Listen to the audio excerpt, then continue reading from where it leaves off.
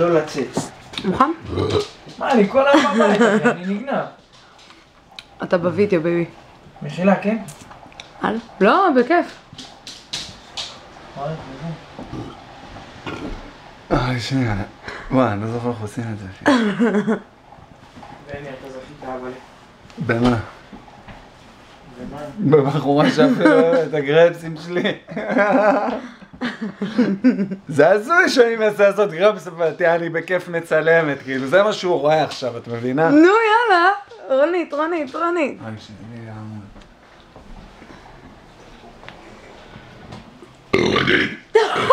אומייגאד! זה היה מטורף! זה עולה על יוטיוב, אתה יודע את זה!